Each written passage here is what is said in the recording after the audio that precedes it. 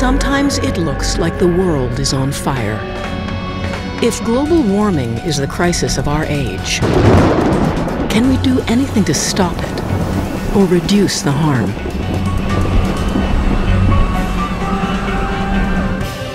Some industries have installed new technologies to scrub smokestack emissions.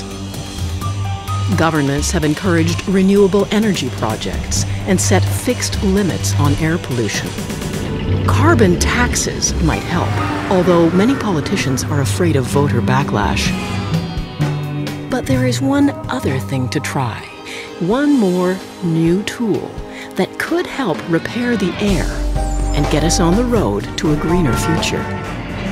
Putting a price on carbon pollution is the big idea that some very influential people think will work. I think cap and trade is the best way, from my perspective, to achieve some of those gains, because what it does is it starts pricing the pollution that's being sent into the atmosphere. Carbon trading has already made a very substantial contribution. Emissions have been reduced far more rapidly than would have otherwise happened. I think the whole business of carbon trading and carbon offset is a blind alley that we're going down. It's a very dangerous distraction from the real business of making real emissions reductions. You really need to have an economic incentive to change the way we do things. A market solution to pollution has already created a new breed of entrepreneur, the carbon hunters.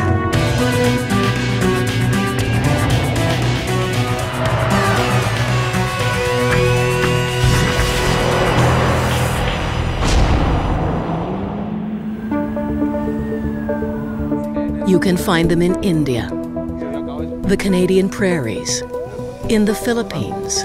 Carbon hunters are searching all over the planet for carbon credits, this new market mechanism that pays people to keep carbon out of the air. A carbon hunter finds projects where there's something beneficial happening to the atmosphere, where you're actually cleaning up the atmosphere. So you're reversing the tide of all the pollution we're putting in the air from cars and industry. But parts of the carbon market are a voluntary, completely unregulated buyer beware zone. Critics say it's all smoke and mirrors, that it will not stop pollution. Kevin Smith, an environmental watchdog based in London, is the author of The Carbon Neutral Myth. The voluntary market has essentially created a fictitious commodity to sell to gullible consumers to make themselves feel better about themselves. If people can't just stop driving, if there has to be some other quicker way to clean up the air, then maybe putting a price on pollution would be a first step. Here's how it's supposed to work. Let's say two factories are polluting equally, and the government sets a limit, a cap. Factory A installs new equipment, reduces their pollution, and gets a carbon credit for doing more than their share. Factory B has no technological fix, so they keep polluting beyond the capped limit and get taxed. To reduce their tax, they can buy the carbon credit created by Factory A. In theory, this reduces the overall amount of carbon in the air. Take Canada's tar sands project as an example. So far, nobody has come up with an affordable technology to reduce this giant carbon footprint. So right now, it makes financial sense to buy carbon credits until new technology can solve the pollution problem. In this case, it may not be another factory, but a nearby wheat field in Alberta's own backyard. When farmers till their soil, they release greenhouse gases from rotting vegetation. But if they use newer technology, a seed drill instead of a plow, if they plant crops without actually tilling the soil, they keep the gases underground and out of the air. For doing this, the farmer earns a carbon credit, which he can sell, like wheat or corn or pork bellies, on a commodities exchange. And like any optimistic entrepreneur, the farmer hopes the market price of carbon will only go up from here. Give you a card. A carbon hunter like Sean Burns of Vancouver packages the deal for the farmers who have credits to sell. Carbon hunters are looking for situations where they can represent or have 10,000 farmers through one opportunity, or 100,000 people through one opportunity. It's not easy to create a carbon credit. You've got to hunt it down. You've got to work with people like yourselves. So we can... It's a brand new field. There's very little sort of past experience. You're actually coming up with new science, new rules, new regulations. In Alberta, which has established North America's first government-run carbon market, government scientists test samples of dirt to measure how much carbon has been retained in the soil by a farmer not tilling his field. We generated about 1.5 million tons of carbon credits, and 60% of those were generated through actions farmers took on their fields to reduce greenhouse gases and store the carbon in the soil. Let's calculate the soil organic carbon. Then we're going to calculate... Once they've calculated how much greenhouse gas the farmer has trapped and kept out of the atmosphere, they issue what's called a carbon credit. 1 metric ton of carbon dioxide kept out of the air for 1 year equals 1 carbon credit. I want to take you guys with me. Go to Jucaí Beach. You want to go in? You want to go to Brazil? So how does a guy like Sean Burns figure out what a carbon credit is worth in the marketplace? Well, for him, it took an MBA from Cornell University, a personal interest in the environment, and a wife who's willing to take a risk. She thought I was crazy because it really means, quitting your day job and going back to school to get involved and have a startup company in a brand new industry that no one knows anything about. You could show the whole process on one diagram. If he gets the math right, if he hits the market with the right deal at the right time, he and his partners could make millions of dollars. The hard part is convincing new clients, like the farmers, that the price is right and now's the time to go to market.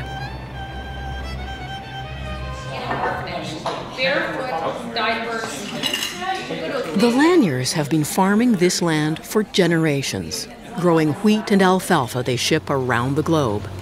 They know in the age of climate change, they've got a valuable new crop.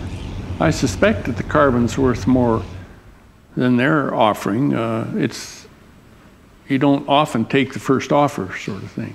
It's probably going to get huge when you look at the oil companies and the numbers that they deal in.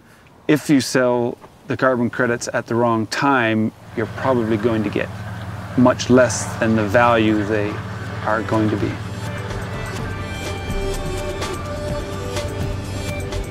Here's the basic math. The Lanier farm is 3,300 acres of untilled soil. Scientists test the soil and find that it stores 0.2 metric tons of carbon per acre per year. A carbon hunter like Sean then does all the paperwork to make the Laniers eligible for 660 carbon credits per year. I'd really be interested to talk with you now. Documenting hot air is a difficult thing for people to believe in. People think that somehow carbon credits are a way for polluters to get away with polluting. The idea of global carbon trading was hatched at the United Nations Summit in Rio in 1992. We cannot be complacent unless the agreements reached here are accompanied by real commitments. Canada's Maurice Strong, as head of the summit, made a revolutionary suggestion. Why not pay people for keeping carbon out of the atmosphere? It was the birth of greenhouse gas pollution as a tradable commodity. What we're going to see is the expansion of the importance and the value of that commodity beyond anything else. The world can live without gold. The world cannot live if it fails to reduce our emissions of carbon.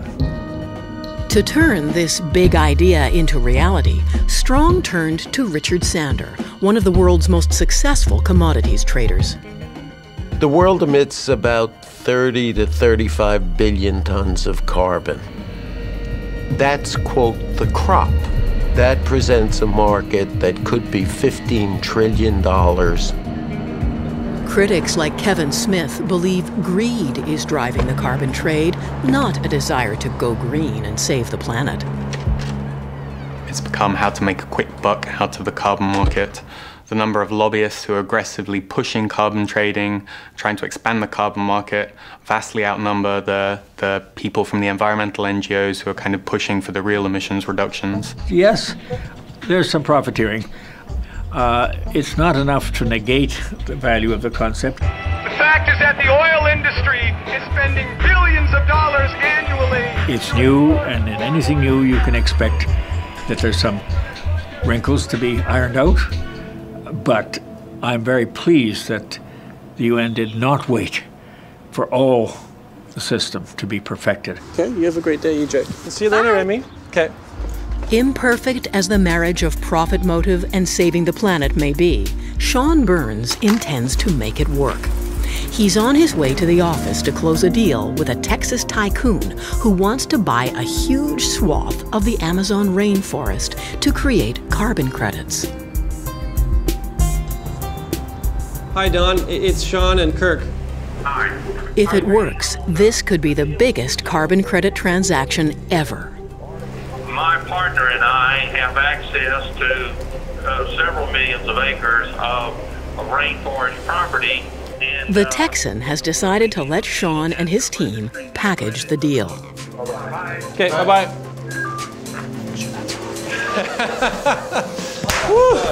Yo, that's gonna float the ship. Whew. If it goes through, this deal is potentially worth billions of dollars. The tycoon on the other end of the phone was Don Lambert, who made his fortune in the oil business.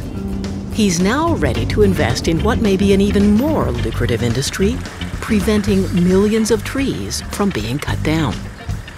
Well, if you've got 100 million tons of carbon that you're sequestering for 30 years, and the price of carbon is $25 a ton, you're looking at $2.5 billion. For every tree that's cut or burned in the rainforest, a ton of carbon escapes. For every tree saved, you get a carbon credit. 2 million acres of Amazon rainforest preserved equals 100 million carbon credits per year, which Don Lambert will sell for a profit as the cost of pollution increases. Some people will get rich out of this. There's no doubt about that. But that's nothing to be ashamed of or embarrassed about. I don't often quote former President Clinton, but I think he has a very apt phrase for this. He calls it capitalism with a conscience. You're looking at the major oil companies being buyers. You're looking at the major utility companies being buyers. Buying credits like these puts an oil company or a power plant on the road to carbon neutral without having to install new technology or change the way they do business. Environmental critics say it's all a sham. Companies that are responsible for very unsustainable practices can give money to an offset company and buy the carbon neutral status that's essentially greenwash. It's giving them an environmental credibility that they just don't deserve. There are carbon hunters all over the world. Kishore Bhutani works out of Mumbai, India. India, with its booming economy, is one of the global hotbeds of carbon trading. Right now, India is going to be one of the major forces or suppliers of carbon credits in the carbon market. It has to be. How many cows per house? Today, Kishore Bhutani is explaining how carbon credits can make money for a group of Indian dairy farmers. 600 carbon credits at the rate of, say, $10. Worst case scenario. 33 million. One cow gives you 4 carbon credits. Cows are revered in India. Their dung left to dry and sometimes burned later as fuel. But as it dries, it releases methane. Even though carbon credits are measured in units of carbon dioxide, there are a variety of other harmful gases that trap heat in the atmosphere, and the most damaging of all is methane. Keep 1 ton of methane out of the air and you get 21 carbon credits. But cows right now are going to be looked as methane carbon credits, essentially a cash cow right now, literally. Women collect the dung. It gets weighed and dumped into a tank. where methane is collected and piped into villagers' homes as a cleaner source of cooking fuel.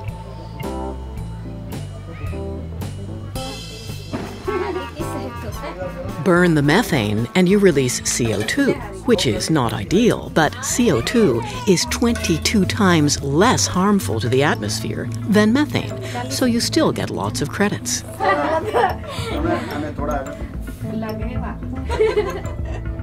But one sacred cow can generate only 4 carbon credits, so Kishore needs a lot of cows to make this thing work. Fortunately, there are quite a few cows in India. What we do is we identify projects here, develop them for carbon credits, and then we trade it on the exchange, the Chicago Climate Exchange primarily. So a carbon credit packaged by Kishore Bhutani and a bunch of farmers in rural India is brokered on the Chicago Climate Exchange, and methane turns into money. But we were surprised when the bank official called us and we traded about $1 million worth of carbon credits, our very first trade. When rainforests get slashed and burned, it releases tons of carbon into the air we breathe. Next, Hollywood stars set a shining example on the road to green. Every bit of rainforest that gets ripped out over there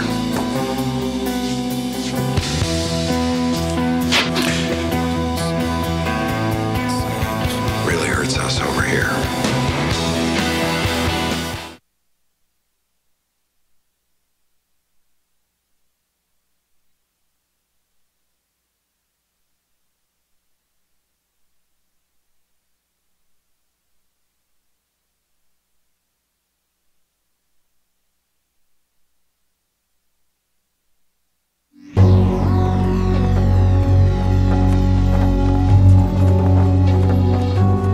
It's not just big smokestack factories that need or want to buy carbon credits.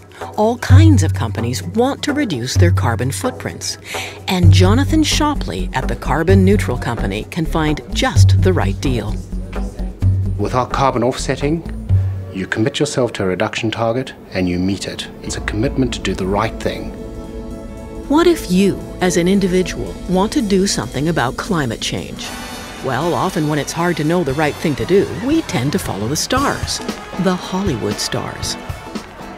There's been a lot of talk that carbon trading is a fad, but you got to look at how change really happens. Hollywood drove Hummers, public started driving Hummers, Hollywood drove Priuses, the public started driving Priuses, Hollywood started carbon trading, and I think you're going to start to see carbon trading across America. I think this is going to take. The band Coldplay was one of the pioneers.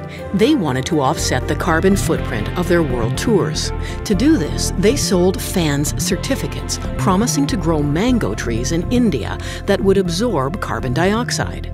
Credits from the Mango Tree Project were supplied by Jonathan Shopley's company. The Mango Project, that was an experiment. It was the first time we'd done something like that. And in the final result, there was no real follow-through. There was no commitment to how these mango trees were growing, and vast numbers of them simply died. And it was a complete failure.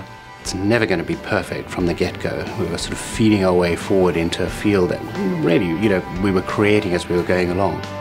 Despite the fiasco with the mangoes, Coldplay continues to promote and tries to produce carbon-neutral concerts. And Hollywood's appetite for carbon credits seems stronger than ever. When I ring the gong like that, it's either a pretty big sale or it's a name that we've all heard of, somebody out of Hollywood often. So what's this one?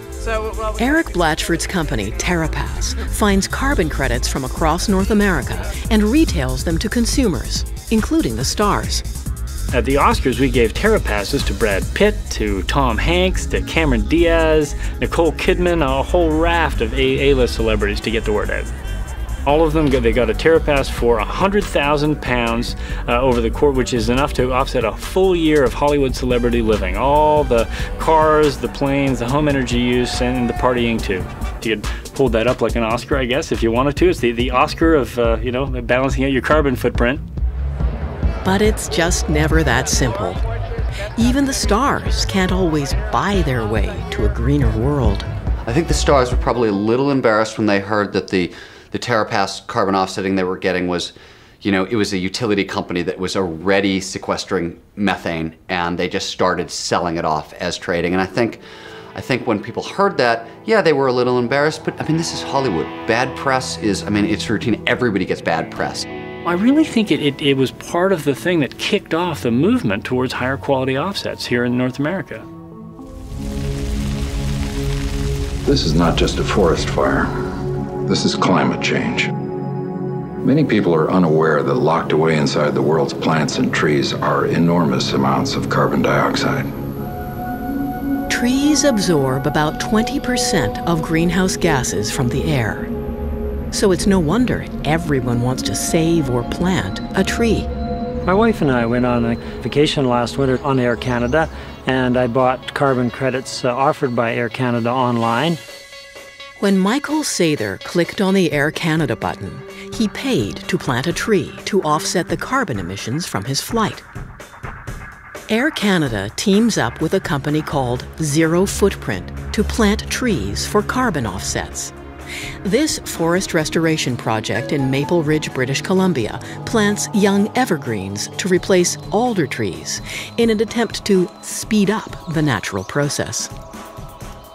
What happens is this, is in the very early stages of restoration, you actually release some carbon into the atmosphere. It's a small amount. And then in the first 5 years, very little carbon is sequestered. As the tree gets bigger, more and more carbon gets sequestered. It just so happens that Michael Sather lives in the Maple Ridge area. And when he found out this was what he paid for, he was not a happy guy. I'm not confident that these trees will be here in the long run, at least not a lot of them, because there's so much invasive blackberry here, and they will choke out a number of these seedlings. And Michael wanted to buy an offset that helped immediately. I don't think it makes carbon credits, certainly not in the shorter term, and we need carbon credits now. If you're buying that kind of an offset, sort of future offset, to offset your flight to Toronto, you're not really doing much good, and I think it's not what you thought you were buying. Like a green gold rush, there are now so many carbon offsets, carbon neutrals, and carbon credits for sale. It's hard to tell what's real and what's not, what's really green and what's kind of gray. This is our carbon credit machine. It turns CO2 into real high-value products. That would be chalk. It's absolutely buyer beware. If you Google carbon credits, you're probably going to hit 200 hits of people who will sell you everything from soup to nuts. I've seen people planting trees in their backyard who will sell carbon. Carbon cowboys are out there running around where there isn't a lot of regulation. It makes me angry when I hear about projects that are unsubstantiated and that there are bad credits being generated from those, because it causes the whole commodity to be pulled into question. It makes no difference what's written on a piece of paper. Guidelines and regulations do exist, so it is possible to verify a legitimate carbon trade. So every time someone takes a ton of carbon dioxide out of the air, that activity gets documented, it's audited by, just like a financial audit. It gets a serial number and it's put on a registry. The cowboys drop out over time, and more ethical, larger groups move in over time as the industry grows. But it's brand new. They've gone from 5 years ago from 1 or 2 companies to probably 200 of them worldwide.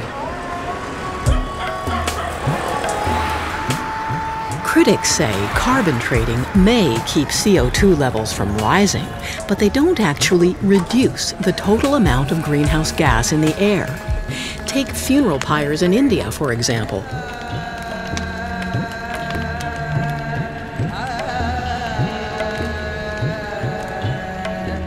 This is the Gomti River, a tributary of the sacred Ganges.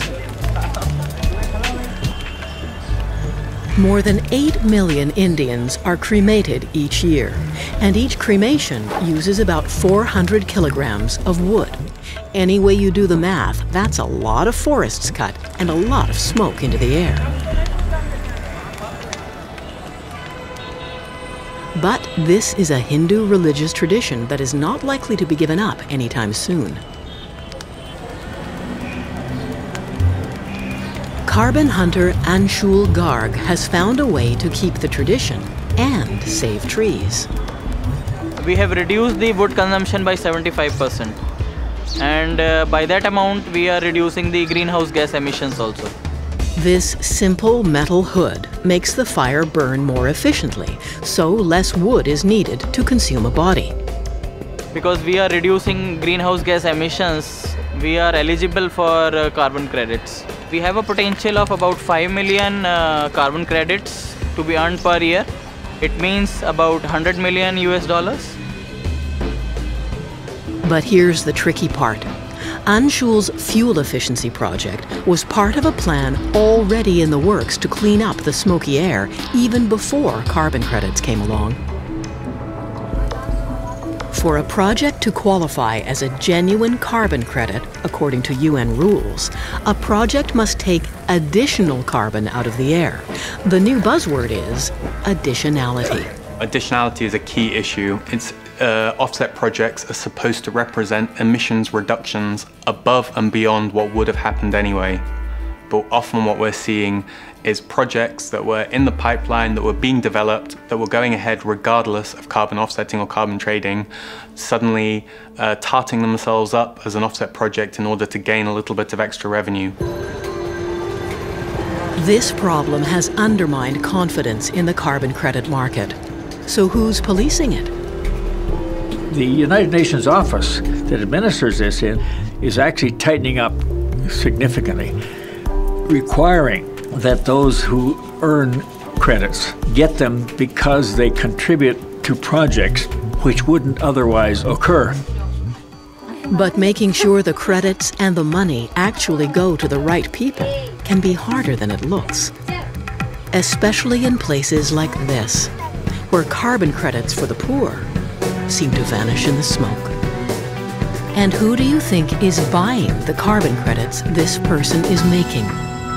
Would you guess? The dead?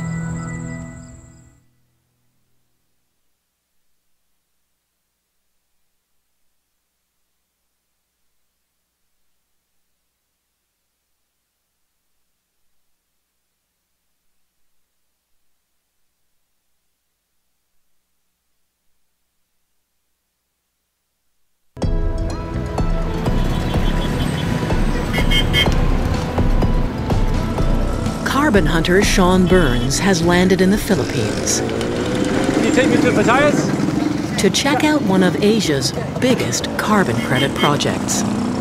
I see a tremendous opportunity. I see a chance to potentially put more money into communities like this that really could use more funding for schools, and sanitation, and food.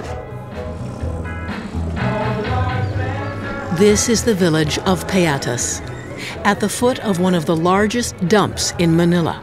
They call it Garbage Mountain. The people here have been making a living from the dump for generations. Now, as well as a crop of plastic and bits of metal, this dump is yielding up carbon credits. Garbage Mountain uses pipes buried deep in the dump to collect methane and burn it off. Converting methane to CO2 takes the worst greenhouse gas and makes it less harmful. As a byproduct, they also generate electricity. 1 mountain of garbage equals 100,000 carbon credits per year. Pangea, an Italian utility company that built the project, can use this credit to offset their pollution problems in Europe. It's a pilot project that could work at other dumps.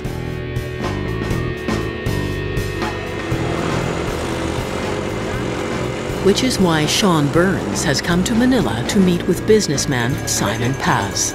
You look like Tom Cruise, far away. Simon trucks garbage to dumps across the Philippines and wants Sean's help to harvest potential carbon credits at some of the other sites. What I'm planning is when I get this carbon credit, I'm gonna use it for my future development to put up another site for landfill in the Philippines. Today, they're checking out the new system at Garbage Mountain. That's the sound of money. because if there's 100,000 tons coming from this site, probably net to the operator, that's $1 million a year, $1 to $1.5 million a year dollars. I think carbon credit will be a big help for the people. The man who runs the mountain and administers the carbon credit money is Colonel Roberto Gemalin. Head mayor told me that this is for the benefit of our people in Payatas. So this will support the sustainable projects in Payatas. Now at my back, you see a newly constructed bridge connecting two barangays. Barangays are villages, and the bridge doesn't exactly connect them. Seems the on-ramps were never built, but there were other promises made to the local villagers. And then there are 2 schools and 1 big health center, and that is already funded out of the 7 million that we have here in Payatas. Whatever the promises, the people living in these muddy streets at the base of Garbage Mountain haven't seen much improvement. Pastor June Carlos runs the church in this village. I don't think so that God wants people to live like this. I think the money should go from carbon credits. It should go to the people that surrounds the dump site, to the people who depend on their living in the dump site.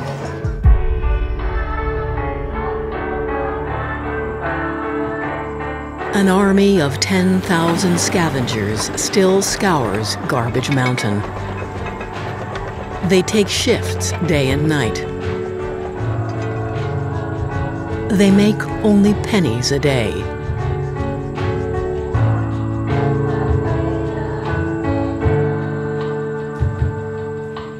There are no carbon credits at the end of their rainbow.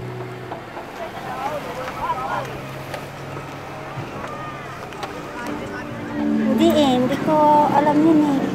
Carbon credit na yun. Hindi ko alam.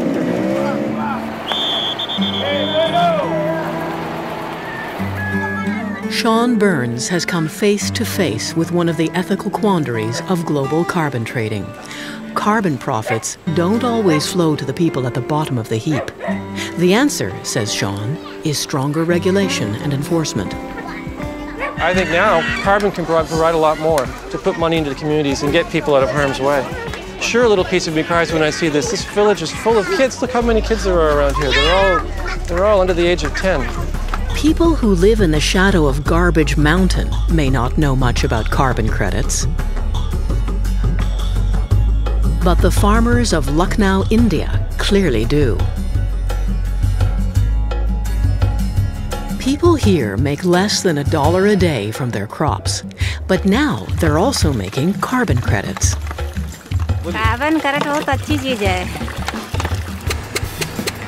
These farmers used to pay exorbitant fees to rent diesel water pumps to irrigate their fields. Now, Pawan Singh's project allows farmers to buy less expensive bamboo treadles instead. It's a popular program. It has changed the life of a lot of people in India. In fact, if you look at it, there are more than 650,000 treadle pumps installed in eastern India. It reduces global warming because there's less emission of carbon dioxide. One villager on a water treadle for 1 year can earn half of a carbon credit. Who buys credits like these? Well, in such small quantities, it won't likely be a big oil company. More likely, these farmers will be selling their credits to well-intentioned individual consumers who want to reduce their carbon footprint.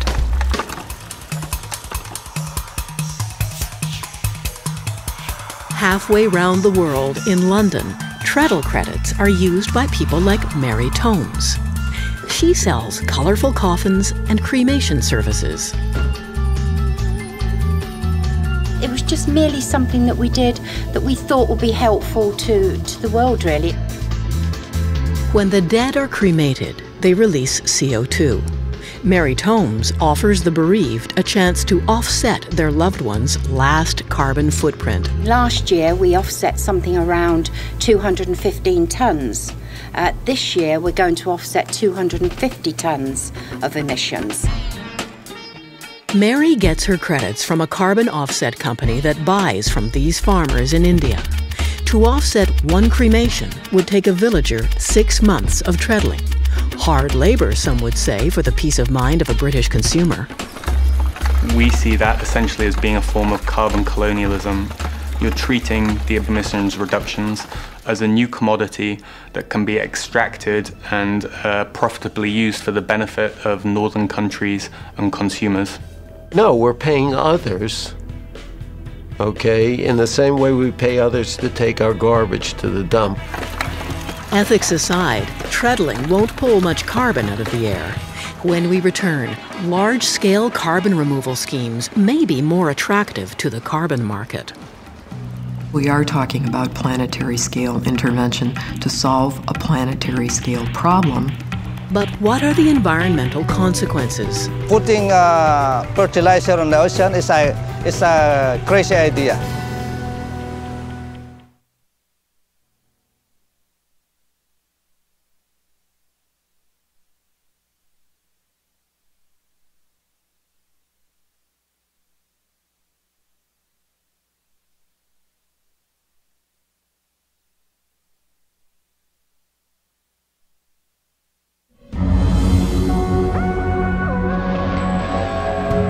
Carbon hunting may become a much bigger business, as big as the Pacific Ocean, if massive-scale technological schemes, like the plans to trap CO2 in seawater, get certified for carbon credits.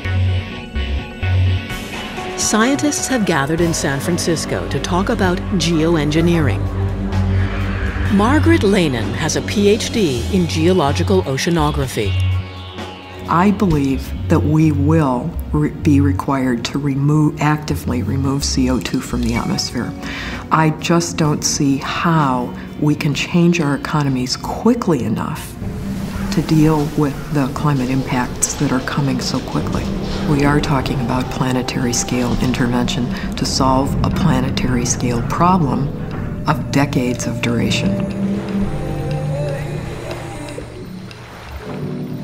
One plan is to dump urea, a chemical fertilizer, into the ocean to create massive algae blooms.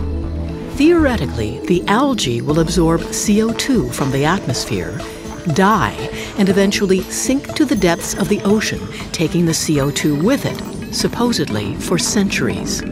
If everything works according to plan, they're also hoping to generate millions of carbon credits in the process. If we were able to sequester a lot of carbon, 1 or 2 gigatons of CO2, it would be a very large activity, and it could be a large business or many large businesses. One group is already testing the concept. But in the Philippines, this whole idea of altering the ocean's chemistry isn't going over well with the local fishermen, who worry marine life will suffer. It is a crazy idea. Putting fertilizer on the ocean is a crazy idea. It's not the way to stop the climate change. Carbon credit is all about money. It's all about their business, for their own interest, not for the interest of the Filipino people.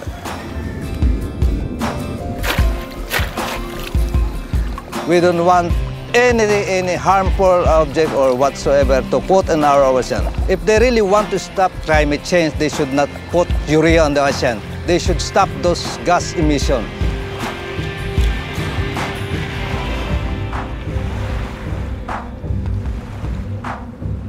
In Canada, the National Chief of the Assembly of First Nations also questions the wisdom of trying to sink carbon in the ocean.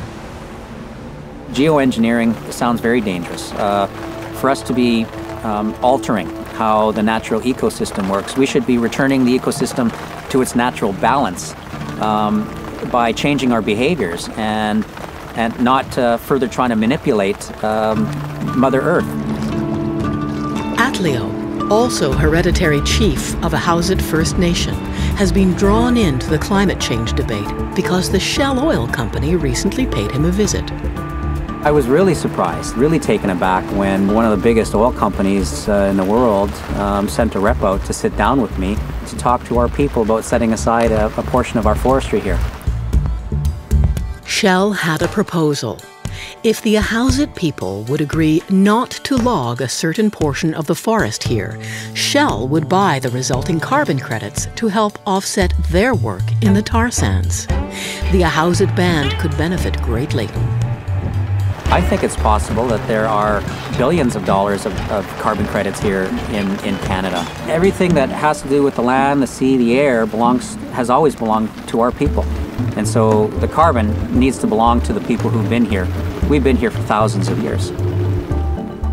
So far, Chief Atleo has not signed any deals. Like the farmers in Alberta, he doesn't want to sell too soon for too little. Feels a little bit like a gold rush. Right now, there's a big panic, and markets are opening up.